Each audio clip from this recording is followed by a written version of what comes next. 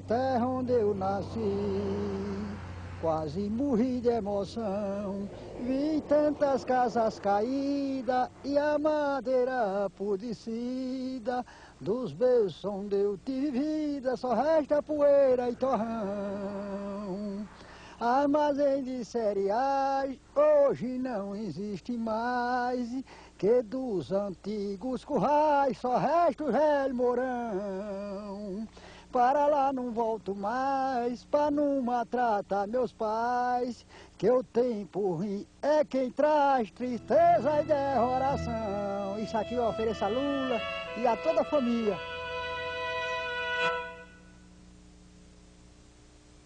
Muito obrigado. Muito obrigado. Muito obrigado por vocês existirem, porque sem vocês eu não seria ninguém e não teria chegado aonde eu cheguei.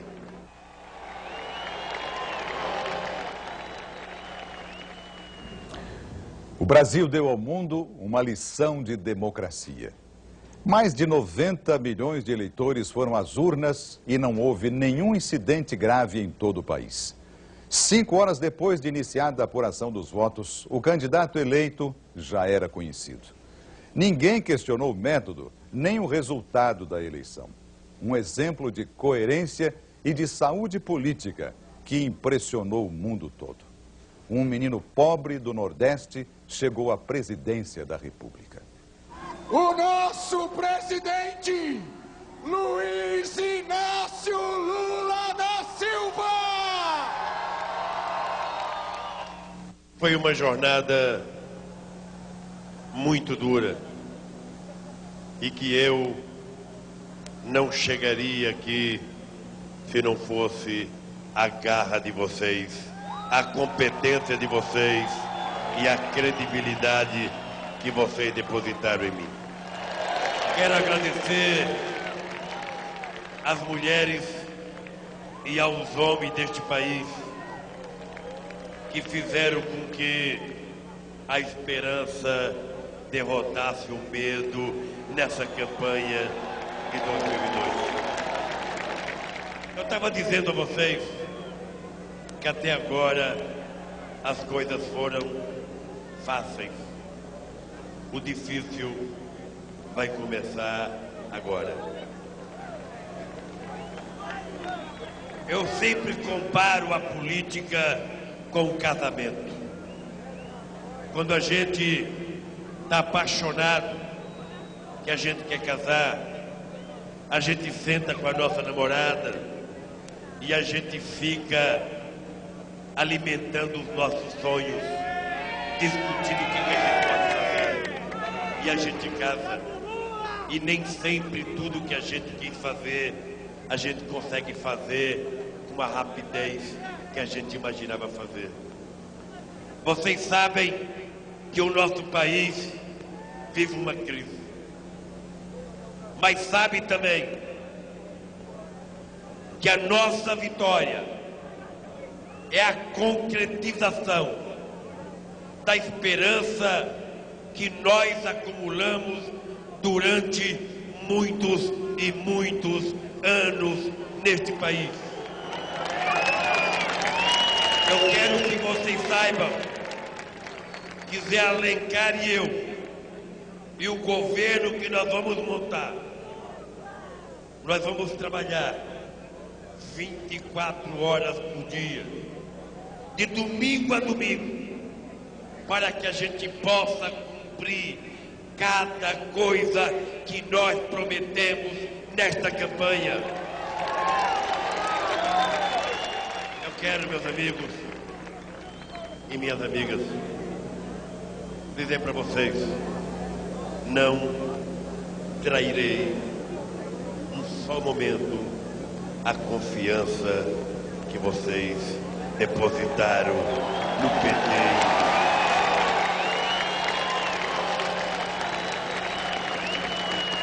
Aconteça o que acontecer, vocês serão a minha referência. Se um dia eu cometer um erro, pode ficar certo que eu não terei nenhuma dúvida de ir para a televisão pedir desculpas ao meu povo pelo que eu errei. Mas quero dizer para vocês que vou fazer o esforço maior que um ser humano pode fazer para que a gente possa fazer o nosso povo voltar a sorrir, devolver a alegria, devolver a esperança, fazer a economia voltar a crescer, gerar a riqueza para gerar os empregos que tanta gente precisa nesse país.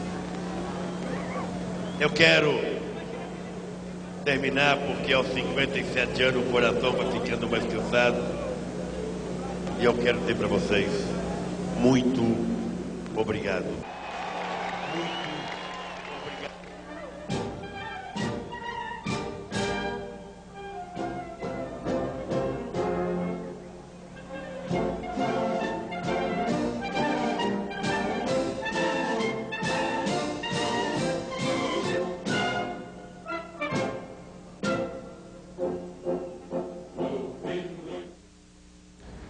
A campanha vitoriosa de Lula à presidência da República foi o resultado de um delicado e bem costurado sistema de apoios e alianças políticas. Para se tornar o 36º presidente do país, Lula e o PT tiveram que mudar. A eleição de Lula neste domingo teve um significado especial. Depois de amargar 3 derrotas consecutivas, o candidato do PT foi eleito numa campanha onde sempre esteve à frente nas pesquisas. Mas o caminho até a vitória foi longo e começou com uma disputa dentro do próprio partido. Este ano, Lula teve que disputar pela primeira vez a vaga de candidato do partido à presidência. O adversário foi o senador por São Paulo, Eduardo Suplicy, que acabou derrotado nas prévias nacionais do partido, conseguindo apenas cerca de 15% dos votos. Com a candidatura confirmada pelo partido, Lula intensificou a campanha e começou a costurar alianças. A mais importante delas com o PL do senador José Alencar. Uma negociação dura e que enfrentou forte resistência, principalmente da ala mais radical do PT.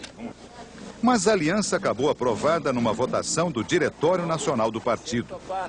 O próximo passo, então, foi a busca de entendimento nos estados. Os acordos vieram, mas o anúncio da chapa de Luiz Inácio Lula da Silva à presidência, tendo o senador José Alencar do PL como vice, teve um preço.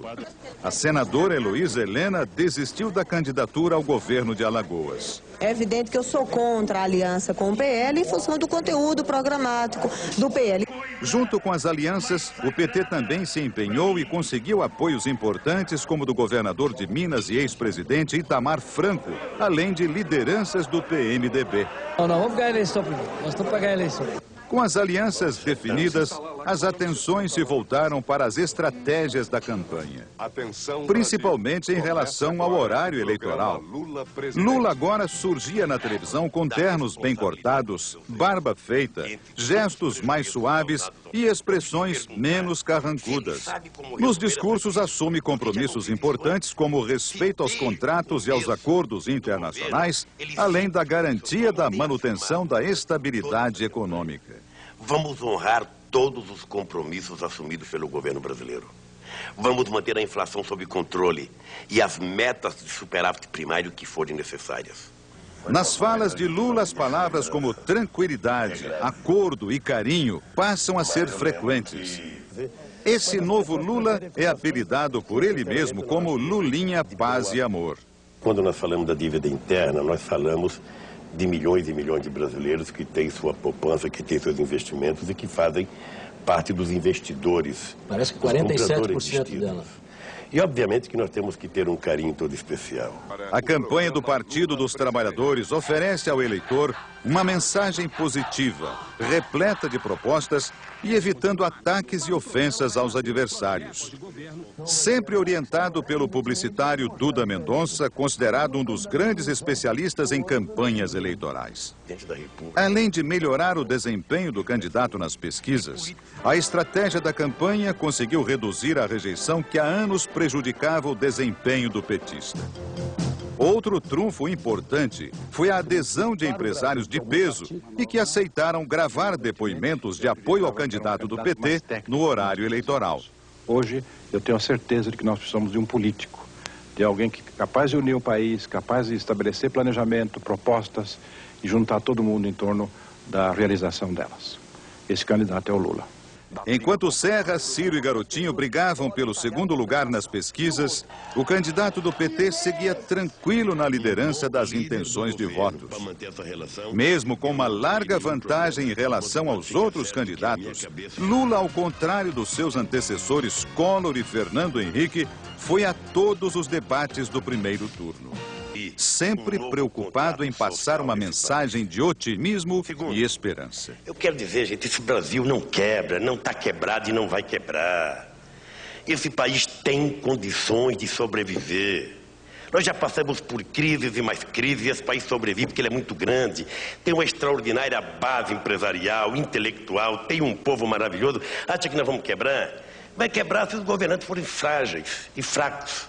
O bom desempenho na campanha eleitoral por pouco não deu a vitória a Lula logo no primeiro turno. Boa noite. O segundo turno da eleição presidencial já começou. Lula do PT enfrenta o tucano José Serra.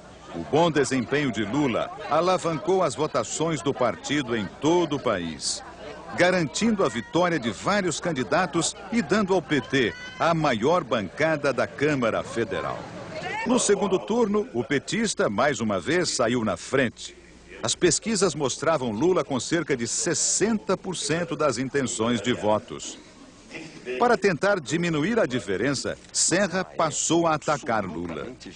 E em um dos momentos mais polêmicos de toda a campanha, o candidato do PSDB colocou no ar um depoimento da atriz Regina Duarte, dizendo que tinha medo do PT. Tô com medo. Faz tempo que eu não tinha esse sentimento. Porque eu sinto que o Brasil, nessa eleição, corre o risco de perder toda a estabilidade que já foi conquistada. Os ataques a Lula não tiveram efeito e até ajudaram a consolidar a liderança do petista, que foi também conquistando a confiança de setores que antes não enxergavam com bons olhos. Eu nunca votei no Lula, então, mas agora eu achei que não dá medo, não.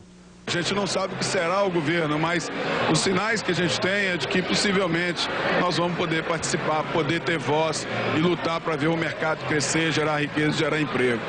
O candidato do Partido dos Trabalhadores acabou mantendo uma larga vantagem em relação a Serra durante todo o segundo turno, até conquistar a vitória neste domingo.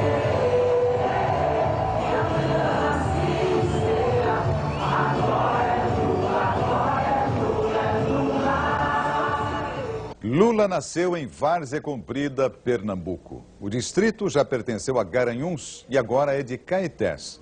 Nas duas cidades, o presidente eleito tem parentes. A estrada que leva a Garanhuns tem a marca de rodovia perigosa.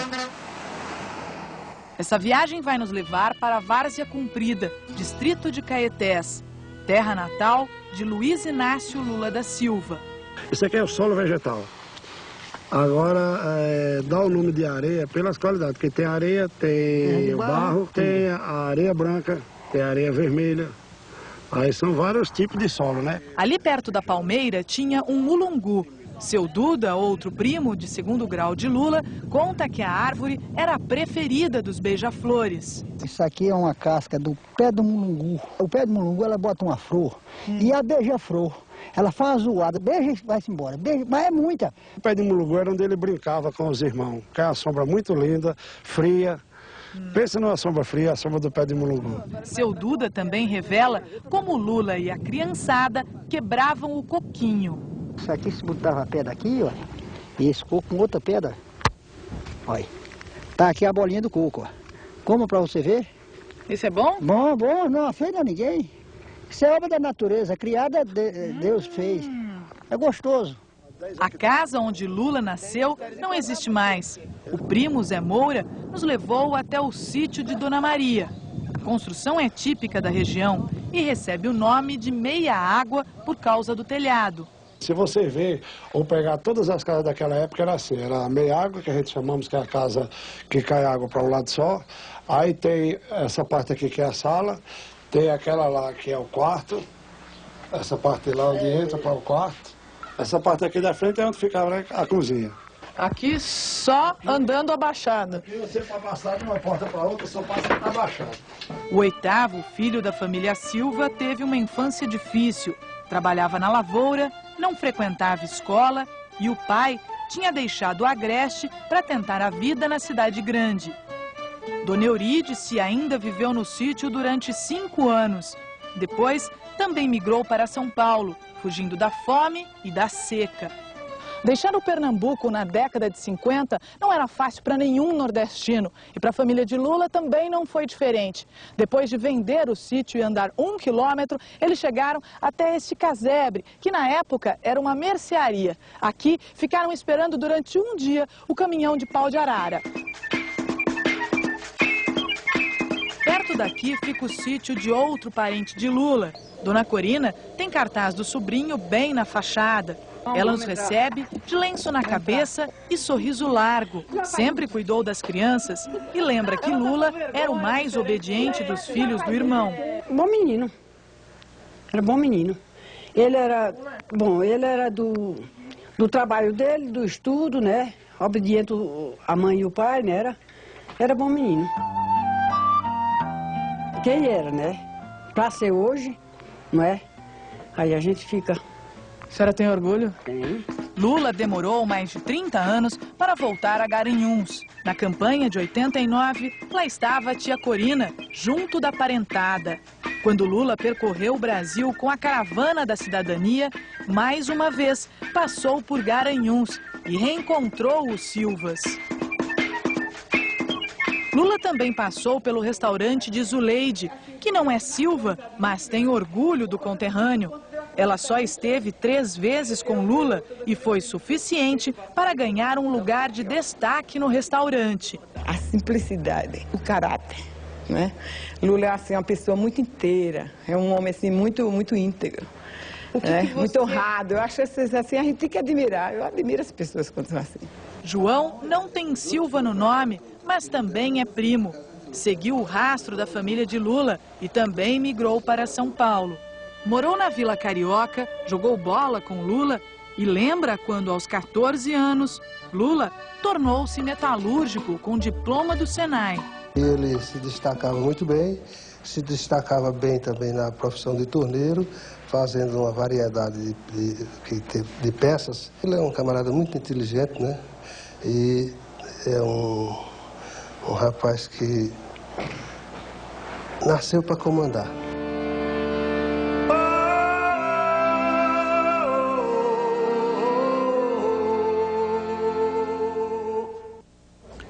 Quando migrou com a família para São Paulo, Lula trabalhou de engraxate, fez entregas e aos 14 anos conseguiu o primeiro emprego com carteira assinada. Foi na metalúrgica Vilares. Pelas mãos do irmão mais velho, Frei Chico, Lula ingressou no Sindicato dos Metalúrgicos e virou o maior líder da classe trabalhadora no Brasil. Dão hoje uma demonstração de que se alguma coisa tiver que mudar nesse país, vai mudar a partir dos metalúrgicos, vai vencer. Foi num palanque montado num pequeno estádio em São Bernardo do Campo que os brasileiros conheceram Luiz Inácio da Silva, o Lula. Tá na hora de parar! Todo mundo para outra vez! Era o final dos anos 70. O Brasil vivia sob a ditadura militar. Não havia eleições diretas para a presidência. Presidente do Sindicato dos Metalúrgicos de São Bernardo, Lula levou a categoria à greve em pleno regime militar. A história de Lula começava a fazer parte da história do Brasil. Lula nasceu no sertão de Pernambuco. O pai deixou a cidade quando Lula era pequeno e veio tentar a sorte no sul. Sem notícias, a mãe de Lula, Dona Eurídice, decidiu seguir a mesma trilha. Vendeu o pouco que tinha, pôs os 8 filhos num caminhão pau de arara e depois de 13 dias de viagem chegou a Santos. Descobriu que o marido tinha outra família. Entre os meninos de Dona Eurídice, Lula era o caçula. Começou a ser alfabetizado com 10 anos de idade. Muito cedo, começou também a trabalhar. para ajudar no sustento da casa. Ele carregava a roupa de um tintureiro, entregava roupa, ele engraxava sapato. Mais novo ainda, ajudava eu a vender tapioca, aquelas coisas lá que a gente vendia na saída da barca lá em Santos, lá para tentar ganhar alguma coisa. Ele sempre teve uma atividade vinculada ao trabalho, desde pequeno. Então era uma situação muito difícil. Não era todo dia que tinha carne para se comer, não. Já na região do ABC, Lula foi trabalhar como metalúrgico. Fez curso técnico como torneiro mecânico. Virou diretor do sindicato no início dos anos 70, por influência do irmão Frei Chico, que era metalúrgico e militante comunista. Mas Lula não se interessava por política partidária. Lula gostava nesse período de dançar, de jogar bola, essas coisas, né? Ainda sem barba, Lula começava a ocupar espaço no sindicato. Antes da barba, o bigode. E um apelido que não pegou, mas que os velhos companheiros do sindicato não esquecem. No começo era Taturana, que tinha um bigode bem avantajado, quando ele ainda trabalhava na Vilares e veio para cá. Quando as greves estouraram, Lula já era o presidente do sindicato. O líder sindical que desafiava os patrões e o regime militar e entusiasmava pessoas como Hermílio, um dos milhares de metalúrgicos que lotavam as assembleias do ABC. Eu lembro que era uma massa total, muita gente mesmo, e helicóptero rodando em cima da cabeça da gente, com metralhadora apontada para baixo, sabe? E a gente ficava meio emocionado por ver tudo aquilo e saber que lá em cima do palanque tinha um homem muito corajoso. Mas aqueles não eram tempos românticos. Naquele tempo não havia nada de romântico. Havia sangue, havia dor, havia separação para sempre, havia, sobretudo, dificuldade de encontrar um caminho certo e de ver a luz no fim do túnel. Nós todos andávamos à procura, à busca. Em 1980, Lula foi preso. O regime decidiu intervir no sindicato.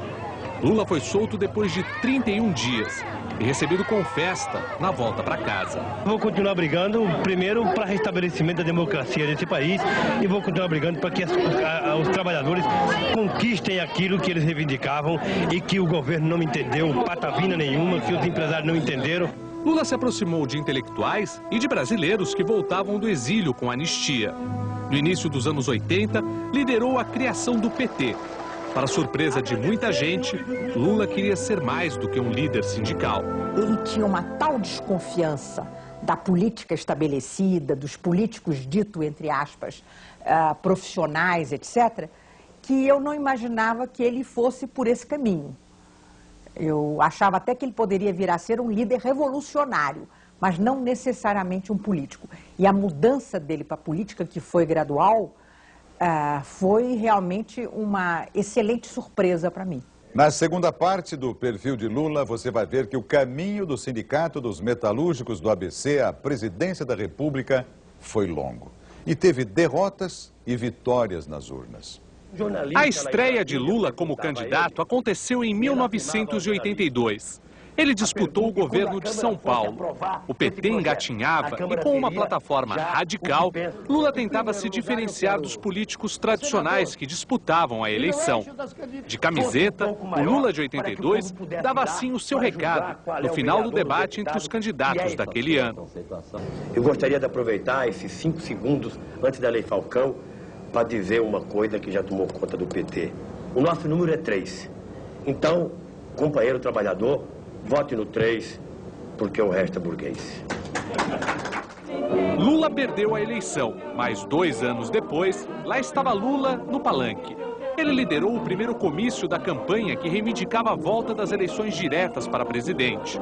A mobilização pelas diretas já reuniu 4 milhões de pessoas em comícios com gente de todos os partidos.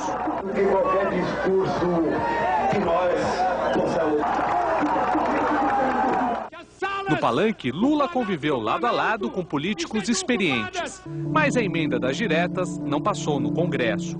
A primeira grande vitória de Lula com o PT veio na eleição para a Assembleia Constituinte.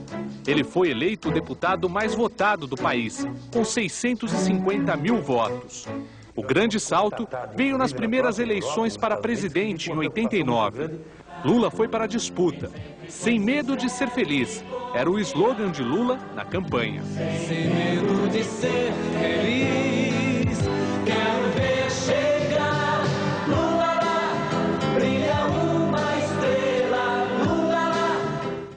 Veja, nós vamos suspender o pagamento da dívida externa. Lula surpreendeu políticos tradicionais e chegou ao segundo turno contra Fernando Collor. Mas a imagem do líder sindical ainda assustava os patrões. Empresários prometiam deixar o Brasil se Lula ganhasse. Havia também resistências fortes na classe média mais conservadora. Eu costumava dizer nos palanques, porque as pessoas me perguntavam, que a classe média tinha medo de mim. E eu perguntava, o que é ser classe média? É ter uma boa casa, ter um carro, geladeira, televisão, ir à praia de domingo, tomar uma cervejinha, almoçar num restaurante de vez em quando com a família, jantar. Ora, isso é para todo mundo. Nos últimos dias de campanha, Lula cresce e encosta em Collor, que liderava todas as pesquisas. Collor recorre a ataques contra a vida pessoal de Lula. A chance de vitória de Lula escapa no último debate. O deputado do PT, no dia 29 de dezembro de 85, concede uma entrevista à Folha de São Paulo e diz assim: Lula defende até a luta armada. Eu sou contra a luta armada.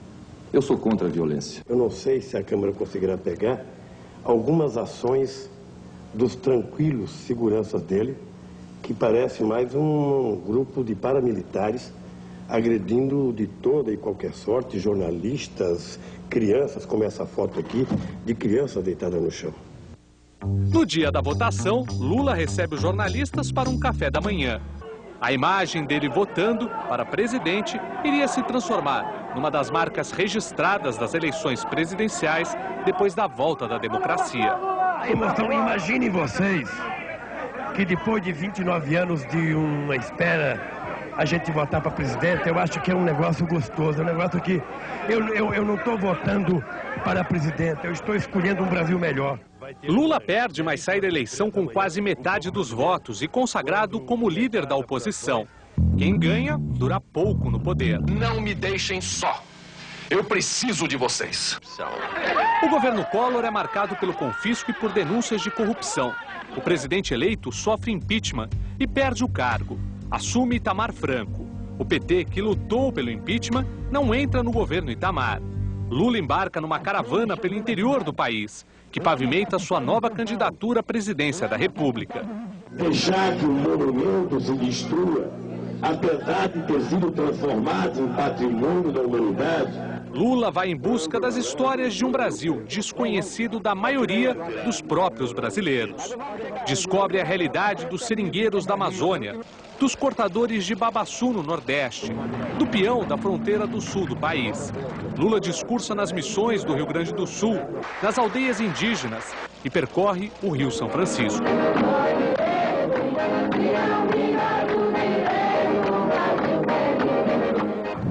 Mas enquanto Lula viaja pelo país, o sociólogo Fernando Henrique vira ministro da Fazenda, cria o real, derruba a inflação e vira candidato à presidência numa aliança do PSDB com o PFL. O PT menospreza o poder do real. Você corre o risco de ter um plano apenas para efeito de eleições. Lula, que no início da campanha era o favorito, assiste à ascensão de Fernando Henrique, impulsionado pela nova moeda.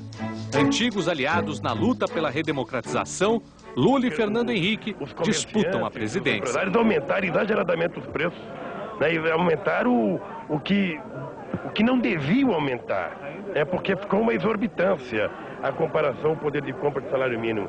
E eu acho que só tem duas alternativas: eles reduzem o preço ou se aumenta o salário. E o que o senhor tem a dizer? Não, eu acho muito bom, porque se o Lula pensasse sempre assim desde antes, nós tínhamos avançado mais. É melhor antes tarde do que nunca. Fernando Henrique vence, prometendo estabilidade e o fim da inflação que atormentava os brasileiros. Começa a era FHC.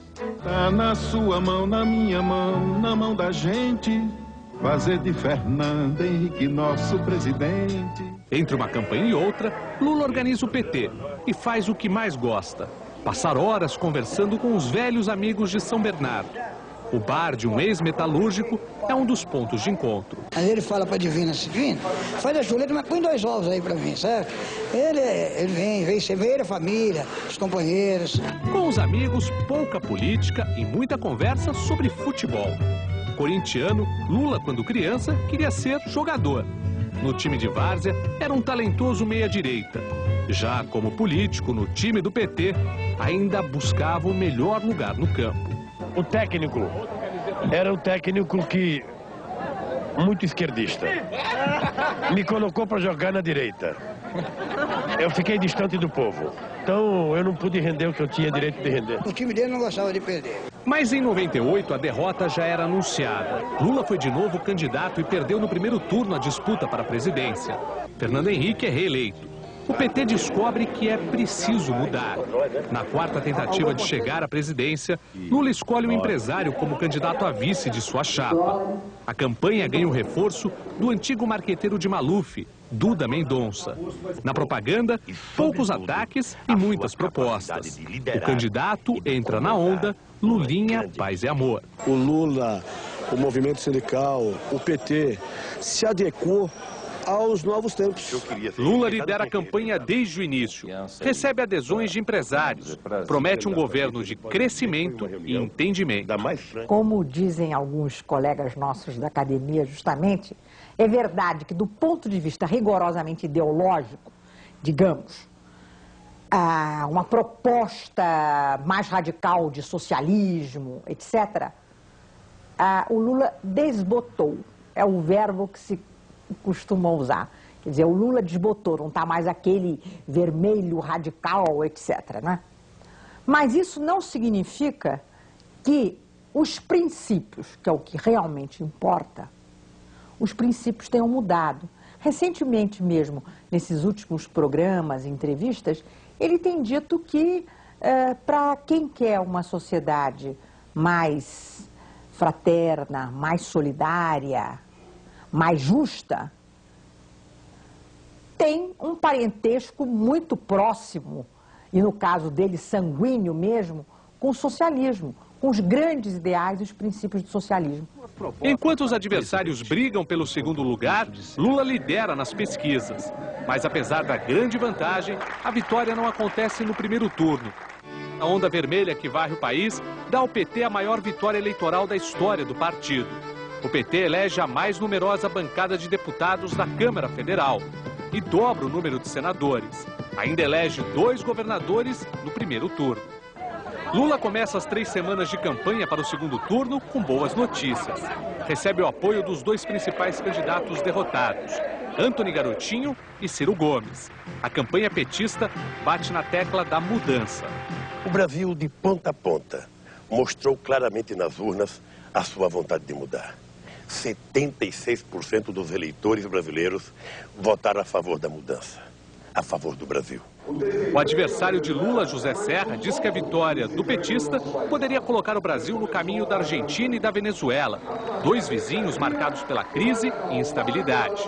Os tucanos tentam explorar o medo do desconhecido com Lula na presidência. Eu tenho medo. Como Regina Duarte, eu também estou com medo.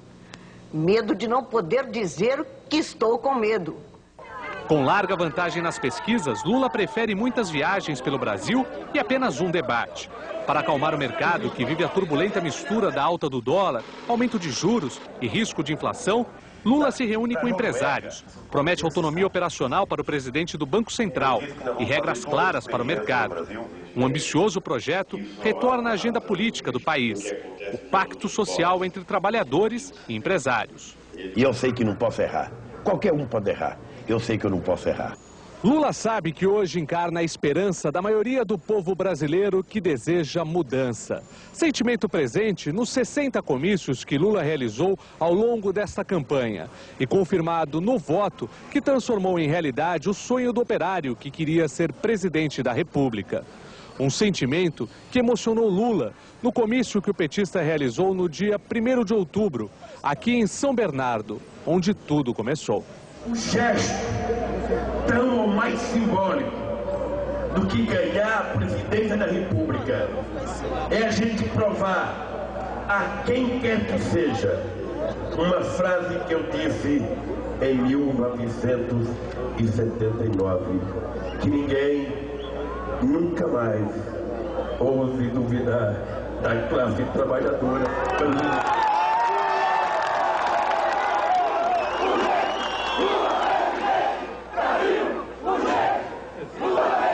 Então hoje uma demonstração de que se alguma coisa tiver que mudar nesse país, vai mudar a partir dos metalúrgicos do ABC.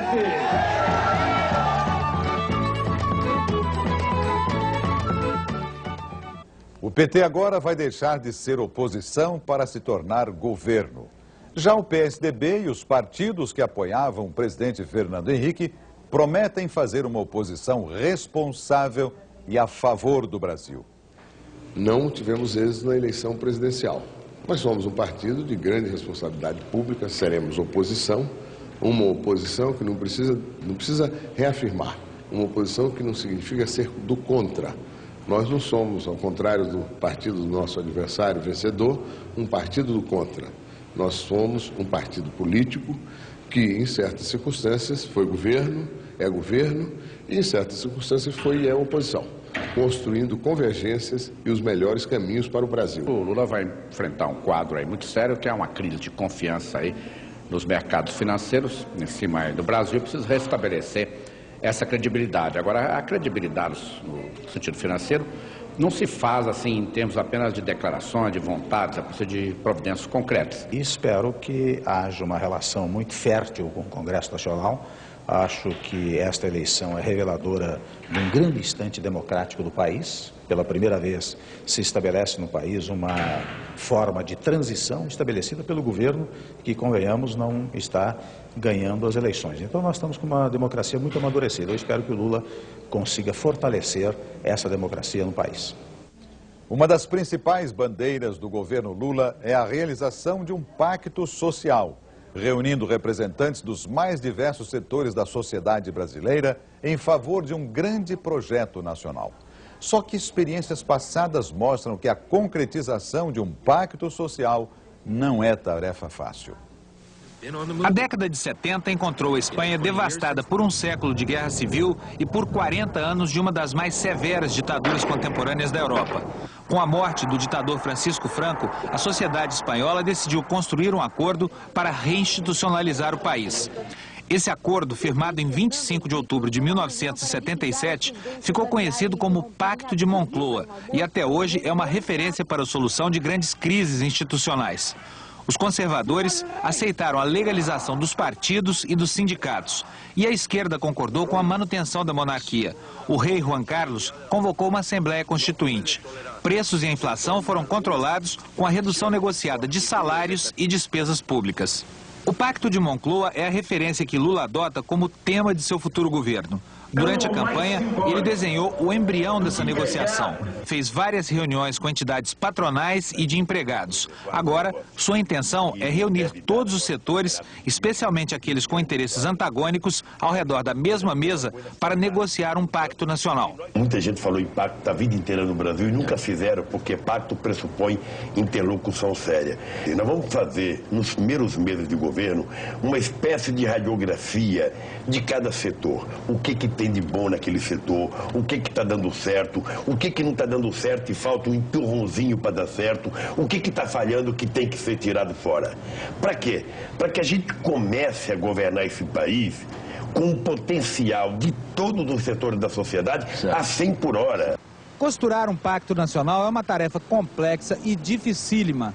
Na história recente do Brasil, 3 presidentes tentaram propor negociações assim tão amplas. Mas as experiências mais bem-sucedidas não passaram de acordos entre segmentos da atividade econômica representados nas câmaras setoriais. A primeira tentativa foi patrocinada pelo ex-presidente José Sarney. O país estava atolado em uma inflação de 80% ao mês. O presidente não tinha força e não havia mais instrumentos de política econômica que fossem eficientes. Coube ao então ministro Mailson da Nóbrega gerenciar toda a confusão que se criara. E, segundo ele, não havia nenhuma alternativa a não ser pactuar com a sociedade um mínimo de condição de governabilidade. Naquela época, nós vivíamos um período hiperinflacionário, sem instrumentos para enfrentá-lo. O Ministério da Fazenda não tinha nenhum instrumento, o orçamento estava liquidado, a taxa de juros não exercia o seu papel tradicional. E o presidente Sarney, que conduzia essa liderança com muito sacrifício, com muito denodo, ele não tinha nenhuma força política. Fernando Collor também tentou negociar acordos setoriais, mas foi só durante o curto governo Itamar Franco que as negociações efetivamente avançaram. Foram especialmente produtivas para a indústria automobilística, que conseguiu reativar a produção e gerar empregos. Paulo Pereira da Silva, o Paulinho, era um dos sindicalistas que comandavam negociações em nome dos empregados nas câmaras setoriais.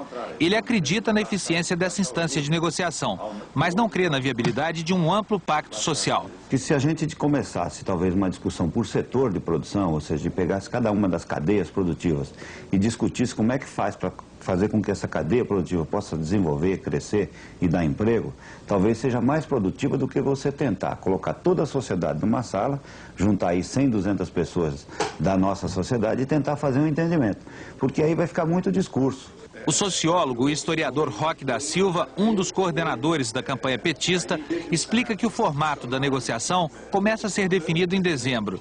Ele acha que todas as condições estão criadas e a sociedade está madura. Que é importante envolver o conjunto dos atores sociais vivos, representativos da sociedade, para que todos possam, em conjunto, elaborar, definir as políticas, e aí tem que ver a implementação e como envolver o conjunto dos atores sociais. Mas a ideia de uma negociação tão ampla assim não entusiasma o ex-ministro Maílson da Nóbrega. Segundo ele, pode-se perder um tempo precioso e ainda ser gerada uma tensão com o Congresso. Isso contém, no mínimo, um risco, não é, de tensões institucionais.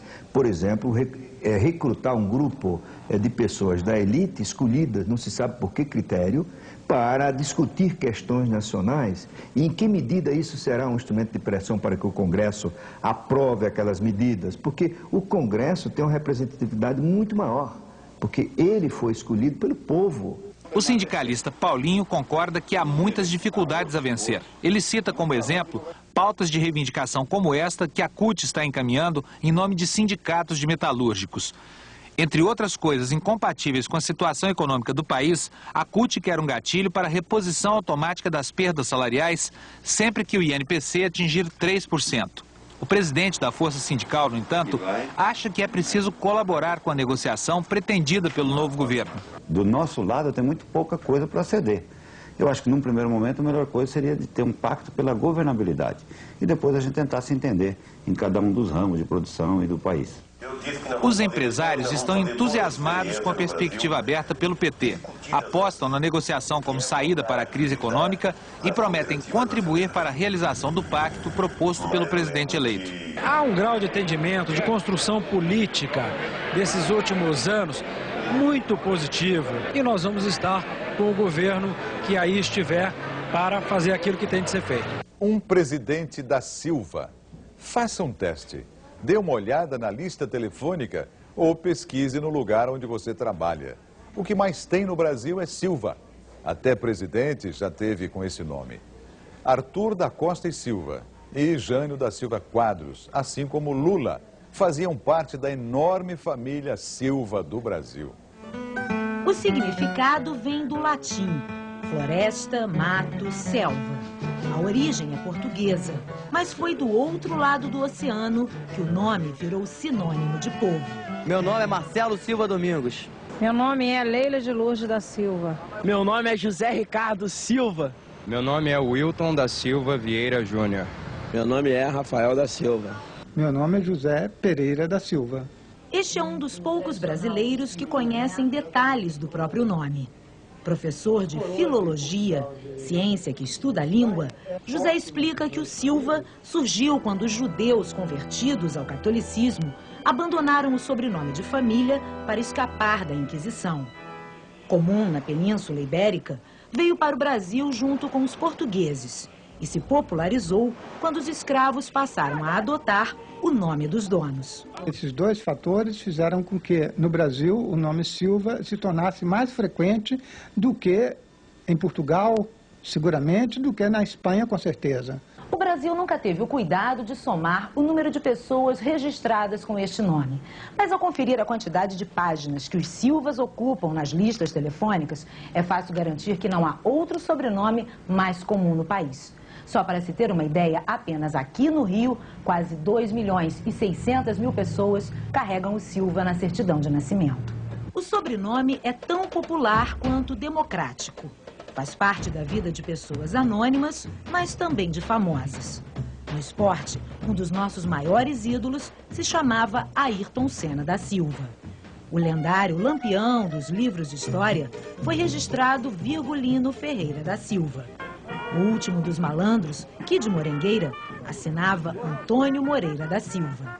Já na política, Arthur da Costa e Silva foi presidente de 67 a 69 e recheou sua biografia como protagonista de um dos períodos mais negros da história brasileira.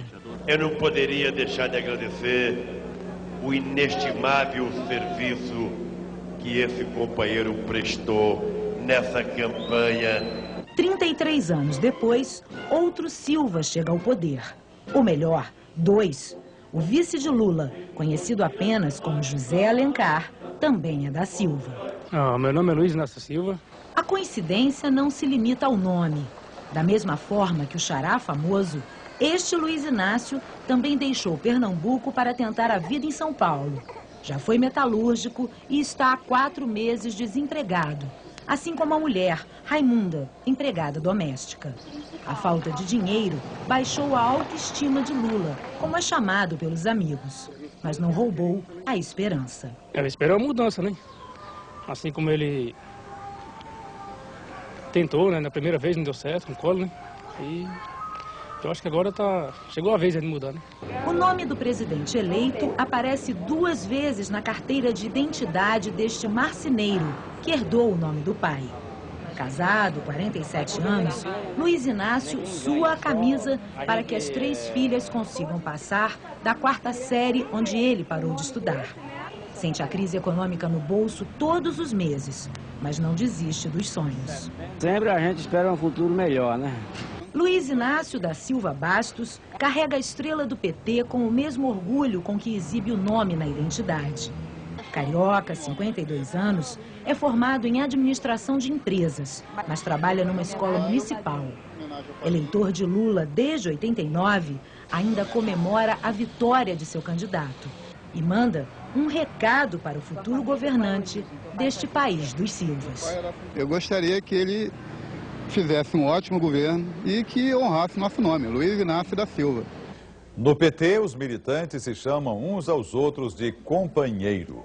Há quase 30 anos, uma mulher de personalidade forte tem mais motivos do que qualquer pessoa para chamar o futuro presidente de companheiro.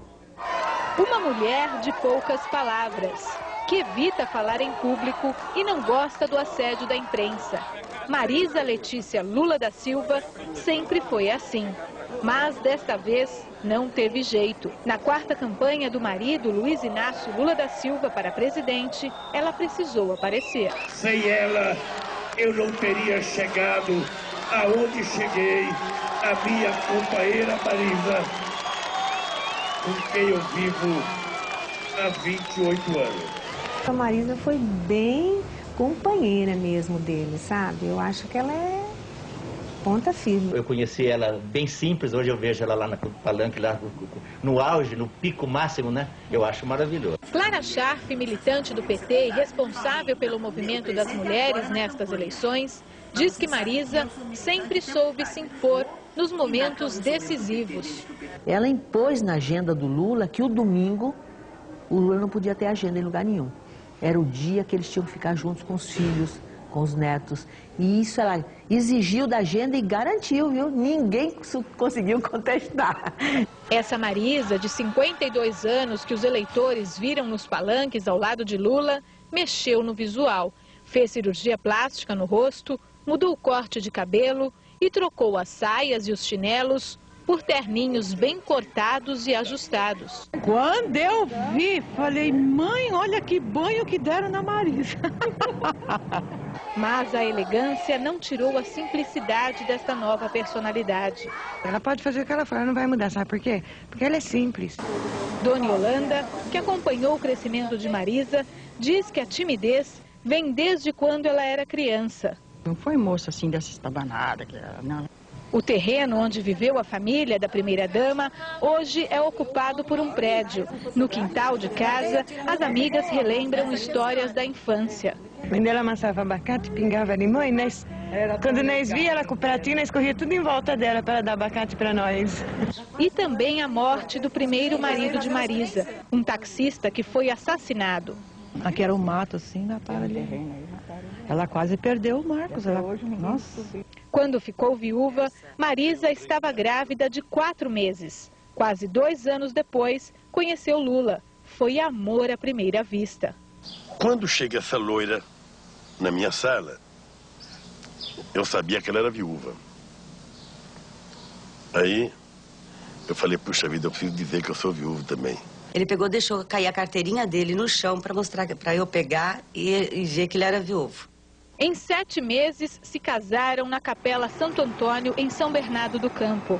Lula assumiu o primeiro filho de Marisa. Ele chegou para o Lula e falou, não dava para o senhor colocar o seu nome em mim, porque todo mundo fala que você é meu pai, só que eu não tenho o teu nome. Ele acabou adotando o Marcos como filho dele. Quando se casou em 1974 com o então metalúrgico Luiz Inácio Lula da Silva, a nova primeira-dama do país veio morar nesta casa, num bairro simples de São Bernardo do Campo. Foi aqui, neste sobrado, que o casal viveu os primeiros anos do casamento. Os vizinhos que conviveram com a família Silva guardam boas recordações e momentos que ficaram para a história do país.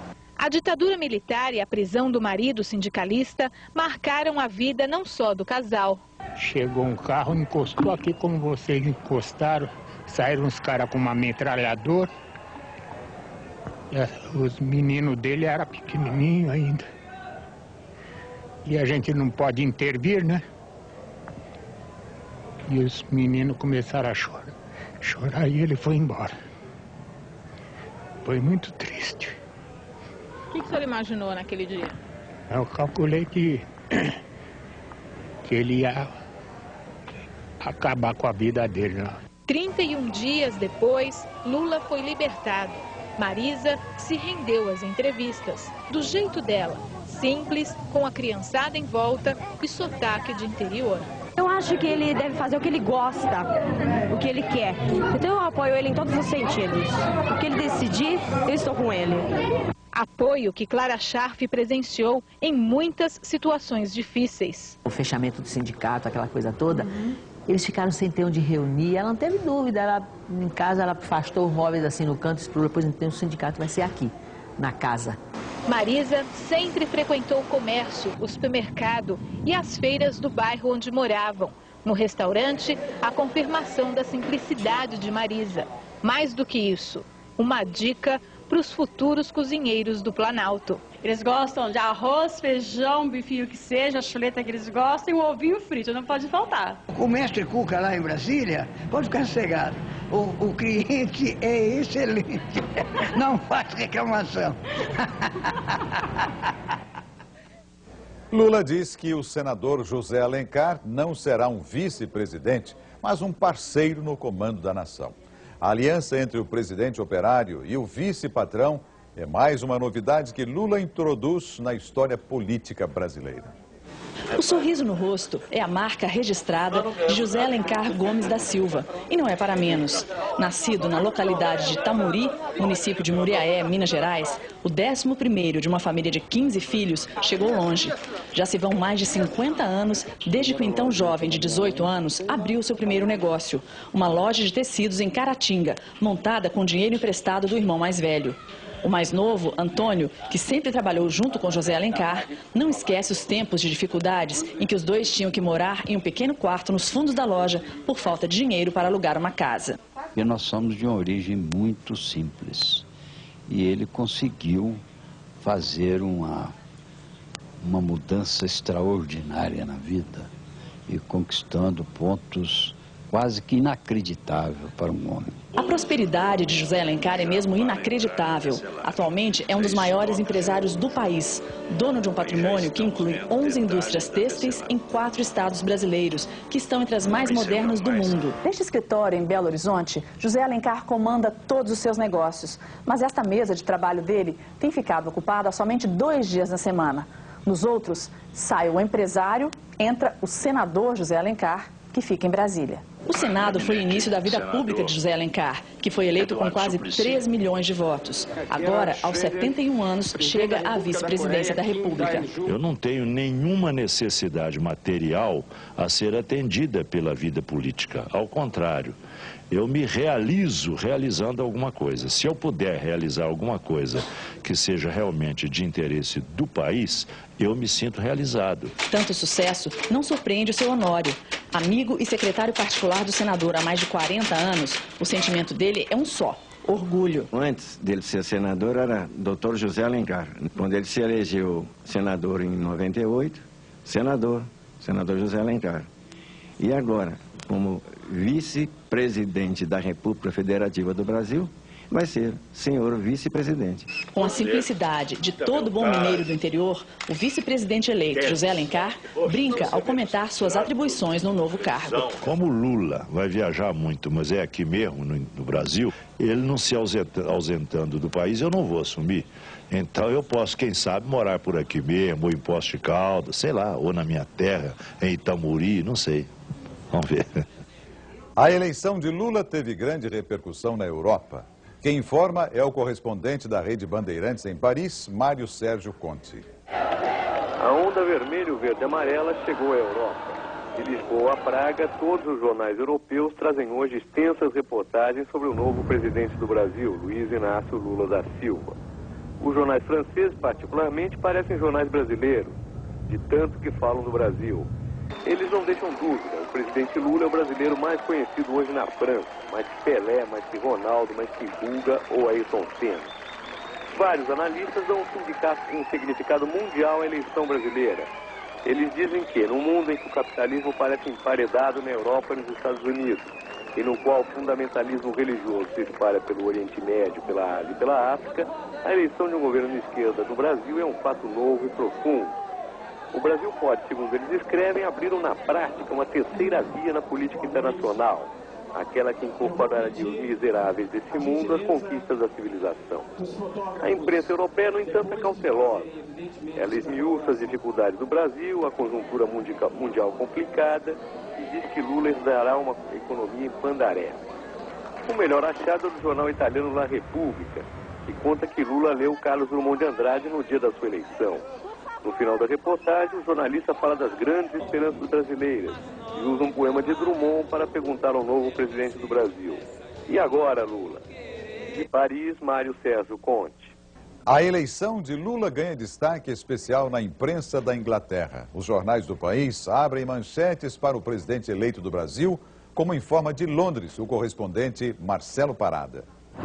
Todos os jornais ingleses, sem exceção, destacam a vitória de Luiz Inácio Lula da Silva no Brasil.